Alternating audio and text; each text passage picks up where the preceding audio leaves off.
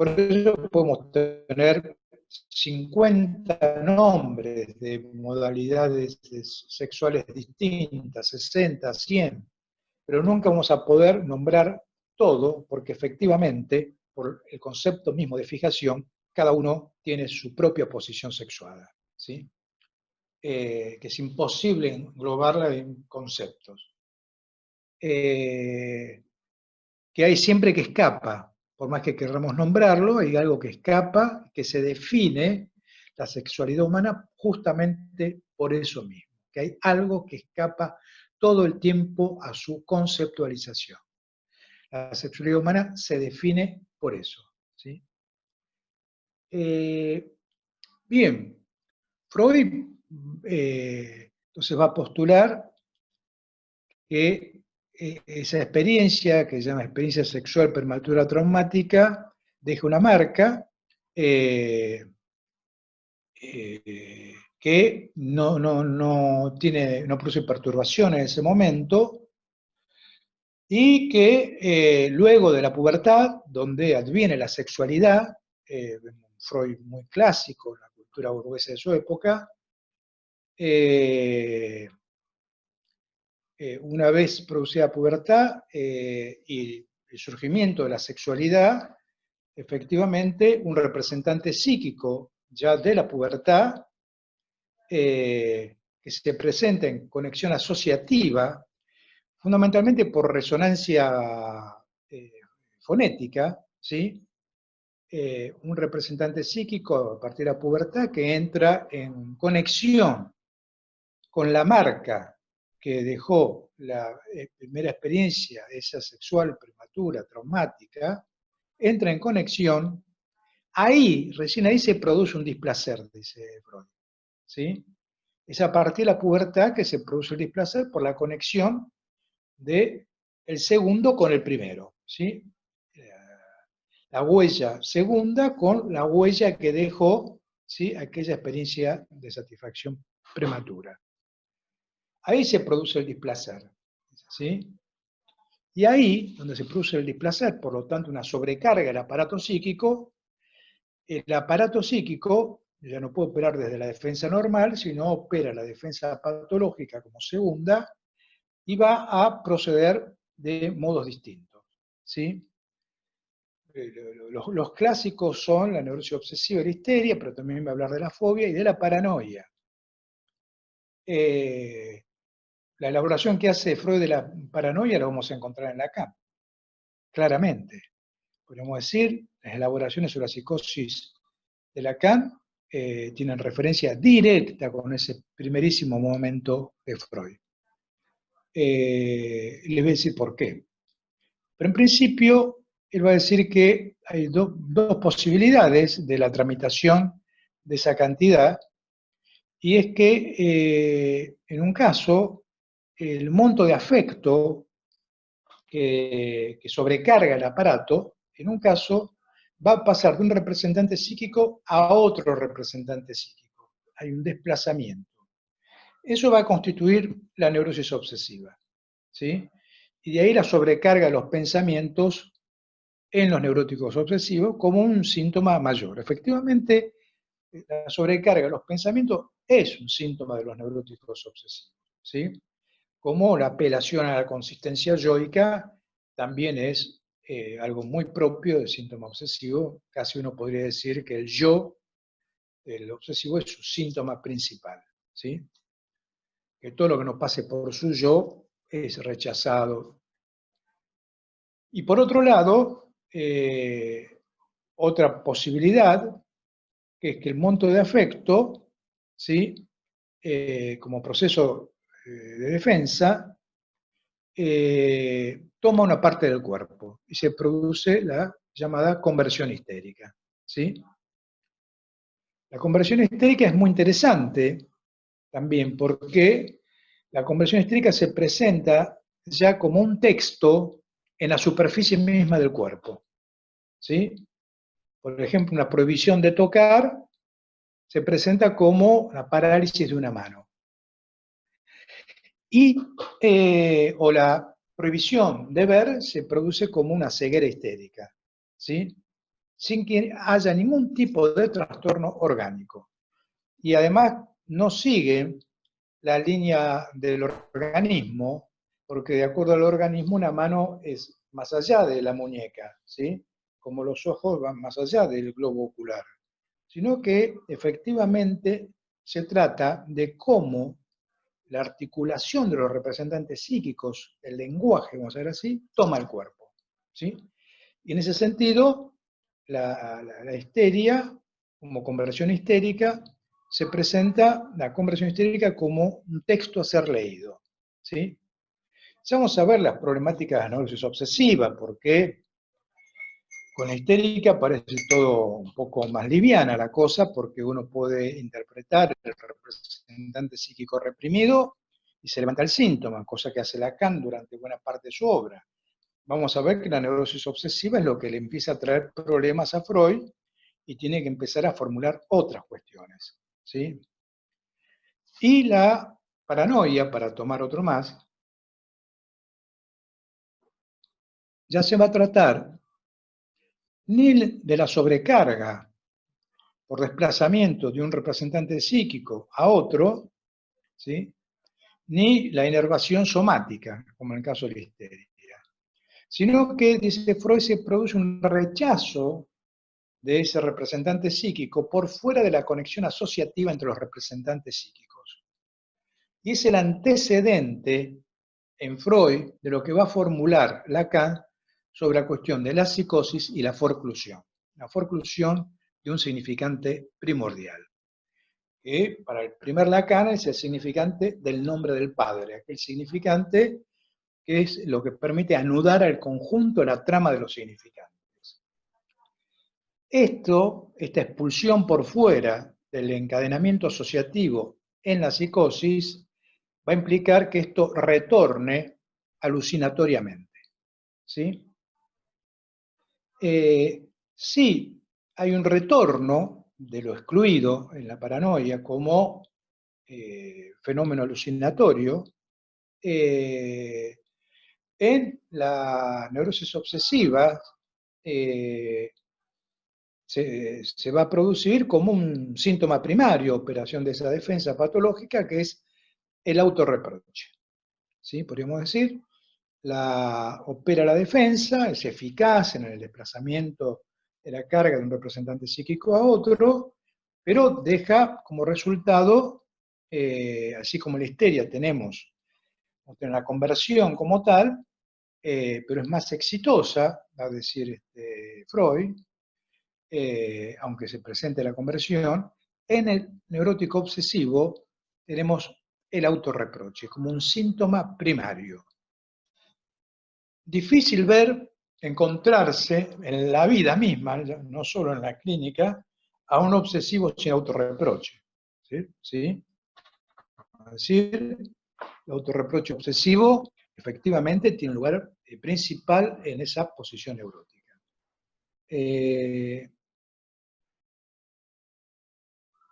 Bueno, en este punto estamos hablando de la defensa en sus orígenes, ¿sí?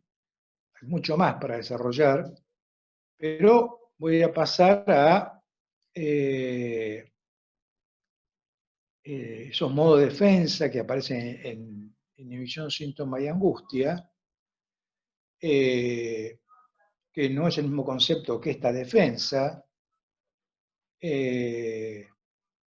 Freud va a hablar que en la neurosis obsesiva vamos a encontrar que hay represión. El concepto, Freud va a abandonar, utiliza el concepto de defensa en un primer momento, en lo que yo estuve desarrollando hasta ahora. Luego, cuando construye su concepto de represión inconsciente, él abandona el concepto de defensa y el que viene a ocupar el lugar del concepto de defensa es el concepto de represión, viene a ocupar ese lugar, después de los primeros desarrollos freudianos, ¿sí? Y utiliza el concepto de represión por un largo trecho, en el lugar de defensa. Pero llegando al 24, División, Síntoma y Angustia, 1924, se va a encontrar con que con que la represión es un modo de defensa. No es que represión y defensa sean sinónimos, sino que represión es uno de los modos de defensa. Y hay otros tres, como les decía al principio: el aislamiento, la anulación y la regresión. Y aquí aclaro lo de la regresión. La regresión no tiene que ver con la regresión infantil, ni con una regresión en el sentido de los sueños, del aparato psíquico descrito por Freud para los sueños, sino que la regresión de la que habla Freud es de una desligadura de la pulsión de vida y la pulsión de muerte. A partir de formular él, en 1920, la pulsión de vida y la pulsión de muerte, que hay un efecto de fusión para que pueda ser posible la vida. En la neurosis obsesiva encontramos como un modo de defensa la desintrincación, la desligadura no total de la pulsión de vida y pulsión de muerte. Dice no total porque incluso Freud dice en el Yo y el Ello que ni siquiera en el suicidio hay una desligadura absoluta de la pulsión de vida y pulsión de muerte.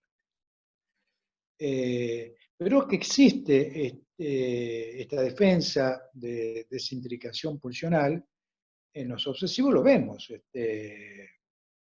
Mi hipótesis es que respecto a la cuestión de la violencia de género, estos hombres que matan a sus partener, siempre son sus novias, esposas, amantes, etc.,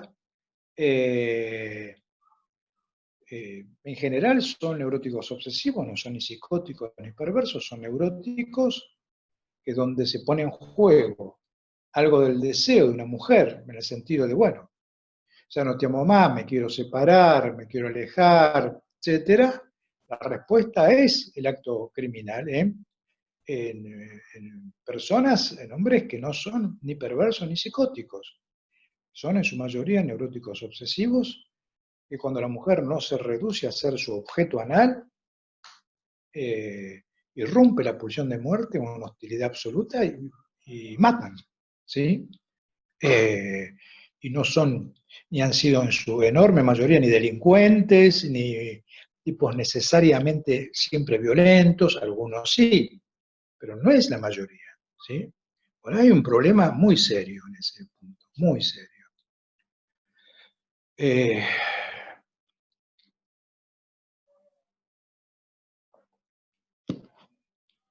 Después está el aislamiento y la anulación, que son mecanismos que permiten que estén al mismo tiempo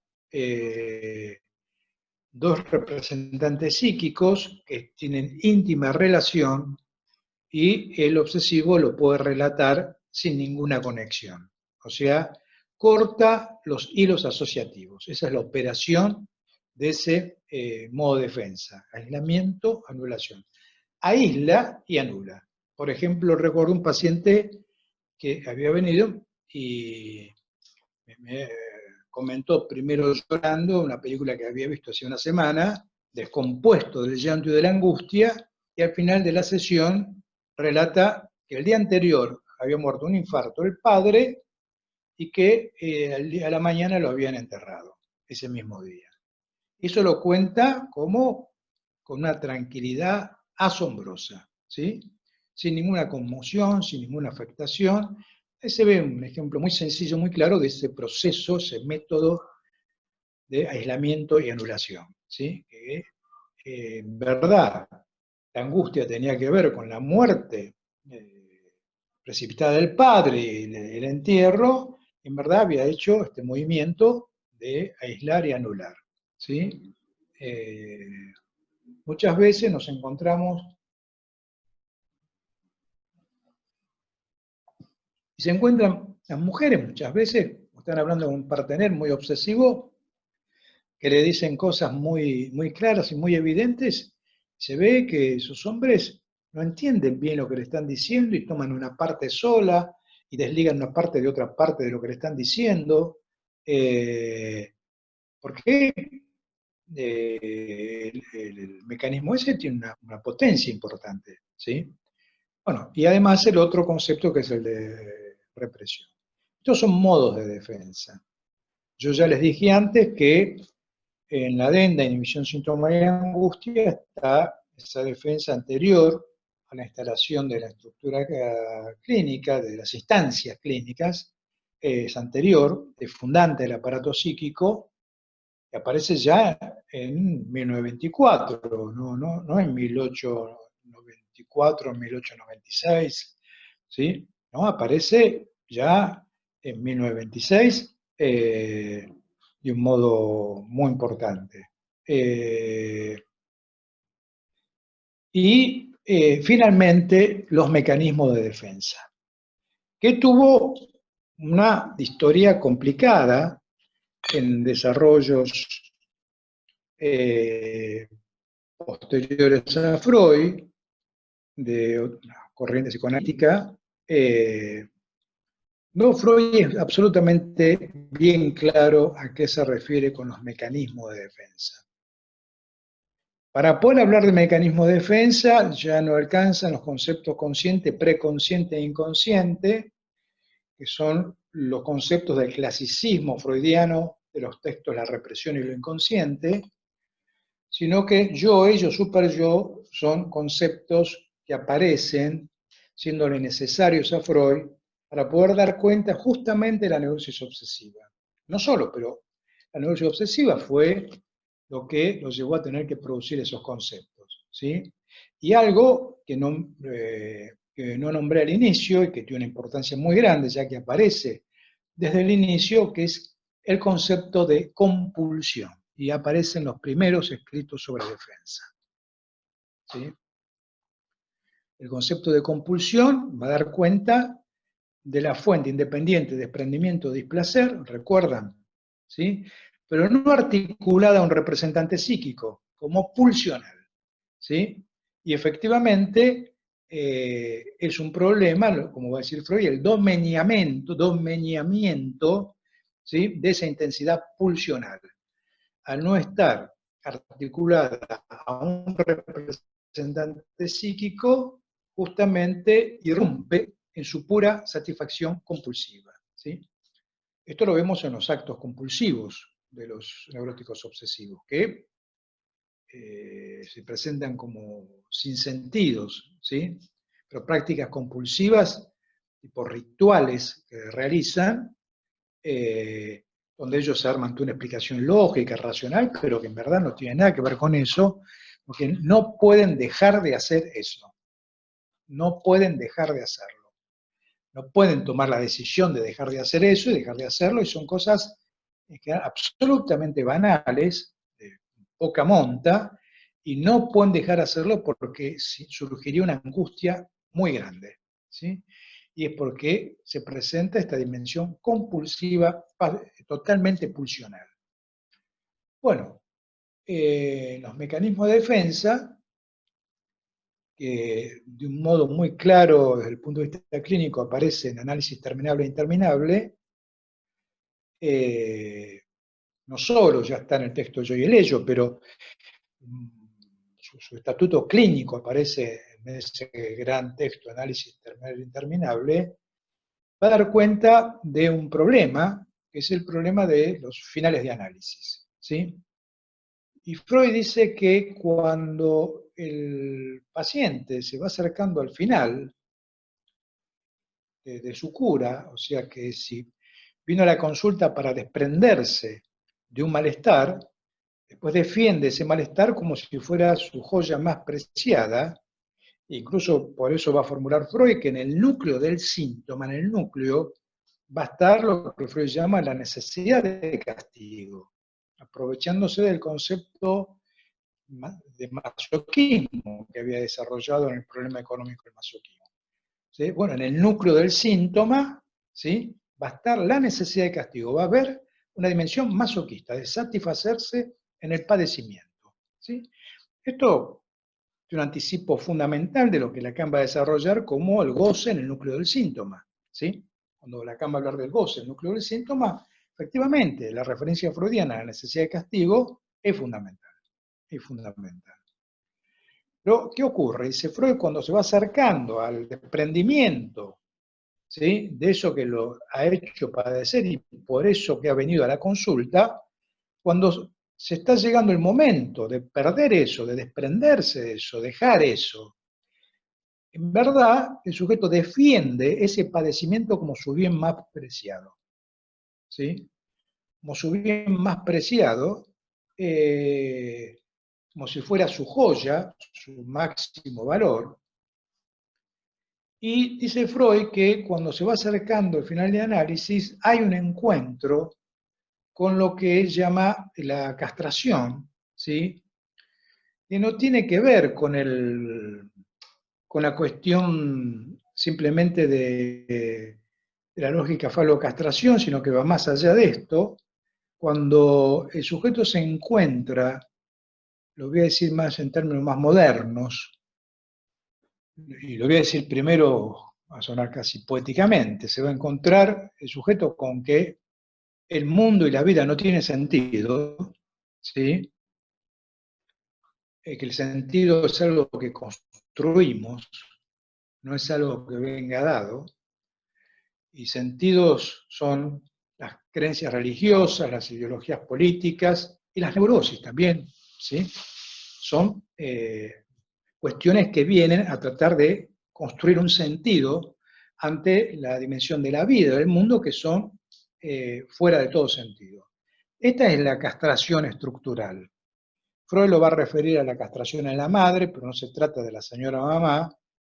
La operación freudiana lo que nos va a revelar fundamentalmente es que la vida no tiene sentido como tal, sino que el sentido es una construcción subjetiva, ¿sí?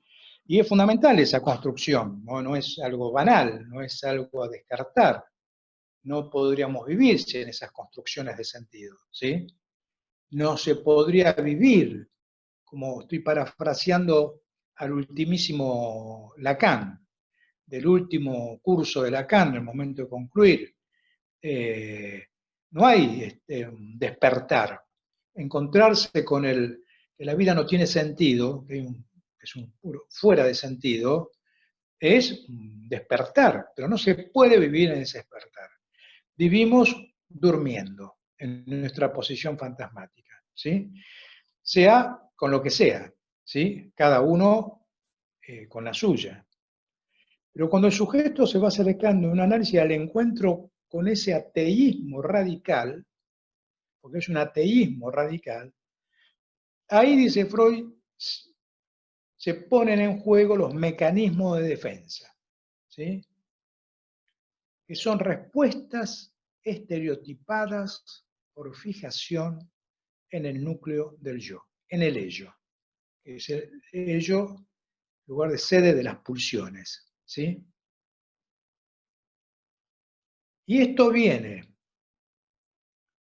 tanto a taponar ese agujero estructural, esa iancia, esa castración estructural, a taponar eso y además a otorgar una satisfacción. La satisfacción en su propio dormir. Es decir, la satisfacción en su posición fantasmática, utilizando las categorías de Lacan, ¿sí?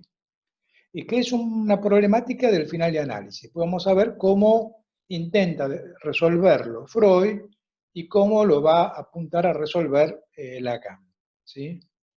Como ustedes pueden ver, el concepto de defensa tiene, son varios nombres, pero para dar cuenta de varios conceptos. Ven que son conceptos distintos. No es el mismo concepto en ninguno de los 4 lugares que yo mencioné. El primero, en la psiconeurosis de defensa. El segundo, en inhibición, síntoma y angustia, los modos de defensa. Tercero, esa defensa primaria antes de la institución del aparato psíquico, de la adenda, inhibición, síntoma y angustia. Y cuarto, los mecanismos de defensa. Todo se llama defensa, pero son 4 conceptos distintos. Y vamos a ver luego la relación que esto tiene con la dimensión de la causa en psicoanálisis, ¿sí? Defensa y causa. Bueno, yo me cansé, y lo que iba a leer, me preparé todos los libros,